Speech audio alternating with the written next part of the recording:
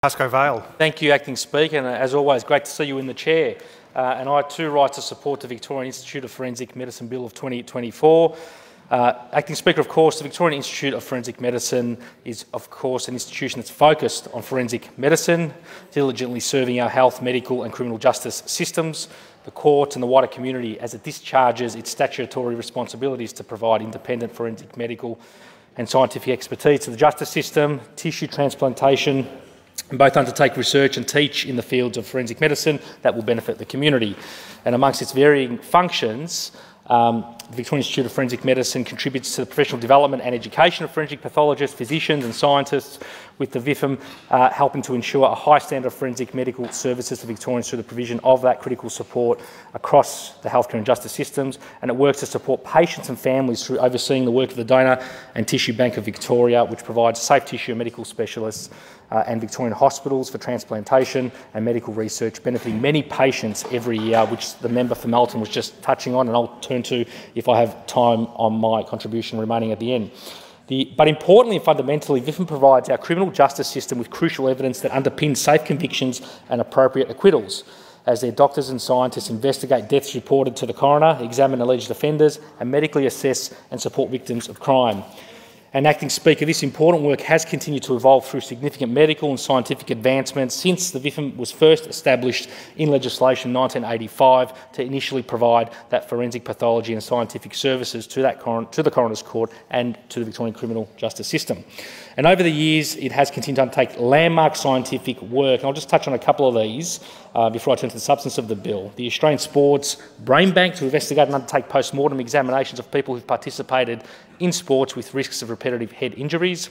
It's also undertaking research into the technology-facilitated sexual assault to better protect us from men's offending, and also engages in international and national work for the International Committee of the Red Cross in Ukraine, Lebanon, Armenia and many other parts of the world. But domestically, Speaker, within Victoria, the Victorian Institute of Forensic Medicine continues to undertake very important work for our criminal justice and legal systems, as outlined in its 2022-23 annual report. I note I'm not the only one who's gone through the annual report. I know the member for Greenwell went through it extensively, but some of those key stats include over 2,300 clinical forensic medical services. It undertook over 7,200 medico-legal death investigation services. That's essentially bodies that have passed through for assessment through the VIFM. And it's resolved over 4,860 inquiries by the Coronial Admissions and Inquiries Office of non-reportable deaths. Because, Speaker, it's the Victorian Institute of Forensic Medicine that while today we may take for granted the role of forensic medicine across our justice and health system, it certainly was not the case over 40 years ago. And, Speaker, as outlined on the VIFM's website, which I'm going to turn to extensively, the member for Greenvale touched on this a little bit, but in the mid-1950s, the College of Pathologists of Australia acknowledged that the standards of forensic pathology in Australia were not uniform, and that in many areas the medico-legal autopsy work was far from satisfactory. The college argued that a high standard of forensic pathology is a fundamental requirement for the administration of justice in this state.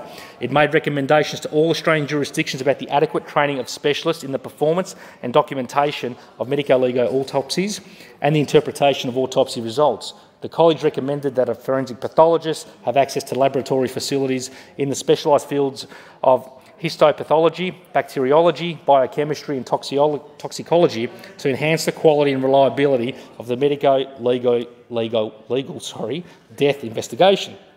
By the late 1960s, it was also becoming increasingly apparent that the facilities at the old Melbourne City Mortuary in Flinders Street were woefully inadequate for both staff and members of the public. As described by Professor Veron Plukenhan, the foyer of the building was often filled with bereaved relatives, witnesses, lawyers and police waiting for an inquest to start. Odours from the mortuary usually permeated through the crowded foyer. Distressed relatives called to make formal identifications had to find their way through the crowd to the identification room. No dignity existed for either the living or the dead. In 1968, a group of senior scientists made representations to the Victorian government, drawing the attention about these appalling conditions of the city mortuary and pressing for change. And by the early 1970s, the Victorian government was seeking a suitable site for a new coronial complex. A challenging task, given that at the time, and still now, there were to be likely local opposition to a mortuary being built close to residential and business areas. In 1975, the then Attorney-General, Honourable Vernon Wilcox QC, established the Coroner's Court Review Committee, which met over a 2-year period to inquire into whether existing arrangements for the identification of deceased persons were satisfactory. And in February 1977, the committee recommended that all coroner's autopsies in Victoria be performed or under the supervision of an appropriately qualified pathologist who had access to relevant services for toxicology, serology and microbiology and radiology. And in 1978, the Victorian Government approved the site in West Melbourne, but this proposal was ultimately not supported, leading to the separation of police and coronial scientific laboratories. A change of government, however, in 1982 saw the election of the Honourable John Cain as Premier and the appointment of the Hon Jing Kennan as the Attorney-General in 1983. And during these early years of the Cain government, the shortcomings in the standards of forensic science in Australia were played out in the notorious trial of Lindy Chamberlain, a case where both the law and forensic experts failing to bring about a terrible set and circumstances around injustice. Following the imprisonment of Lindy Chamberlain for the murder of her infant daughter Azaria, a small group of Australian scientists formed the Chamberlain Innocence Committee. Their work led to a number of findings that challenged the scientific evidence presented by the Crown during the trial. On June 12, 2012, almost 32 years after Azaria Chamberlain's death, a final inquest announced its finding that the cause of her death was a result of being taken and attacked by a dingo. The trial of Lindy Chamberlain was vital to the creation and fundamental to the creation of the then Victorian Institute of Forensic Pathology, as it was known. The Institute was formally established by the enactment of the Coroners Act of 1985, and the Act provided that an independent council with members appointed by the Governor in Council were to be the governing body of the VIFM. And over those 2 years, the Council met regularly to oversee the appointment of new staff and establish a new coronial services centre, with a parcel of land in South Melbourne on the corner of Power and Kavanagh Streets was identified as the appropriate site for the new centre.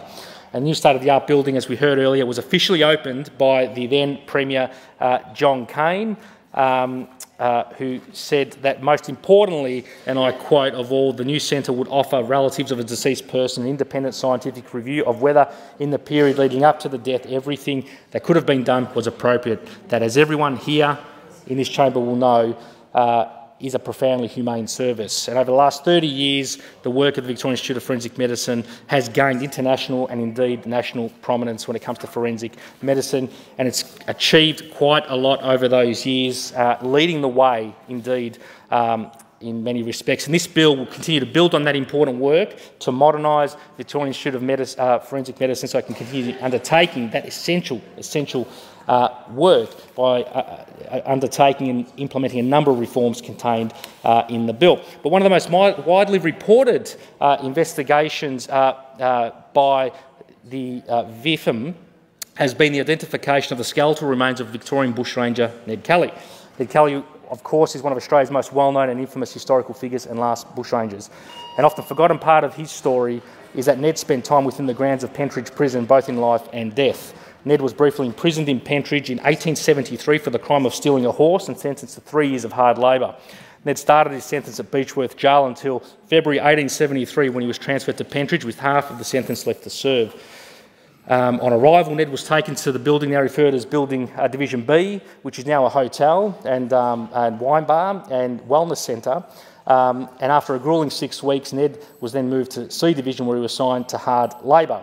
He also may have worked, according to National Heritage Trust, down in the Merry Creek in the quarries and mining for bluestone. Upon his release in 1874, he wrote at the time, would rather face the gallows than go to jail again. And unfortunately for him, facing the gallows did not stop him from coming back to Pentridge. In June 1880, Ned was captured by police in the infamous shootout at Glenrowan, and taken to Melbourne Jail. After 3 months of recovery from his 28 gunshot wounds, he was executed on the 11th of November 1880. Ned was buried in the old Melbourne Jail, but as the law required at the time, executed individuals to be buried within prison grounds at that time. This could not last forever. In 1929, 5 years after the Melbourne Jail closed, the site was redeveloped and burials were to be exhumed. 47 individuals were exhumed from the jail and relocated to Pentridge, where Ned would remain for another 80 years. It was not until 2006, when it was Pentridge's turn to be redeveloped, that archaeologists were given the task to relocate and identify these graves. And this work was led by the Victorian Institute of Forensic Medicine. And the investigation investigation started with the excavation of bodies and executed prisoners, and the state suspected that Ned Kelly's body might be amongst those skeletal remains. And an investigation involving historical research, anthropology, ontology, forensic pathology and DNA analysis resulted in an unlikely identification of Ned Kelly's remains.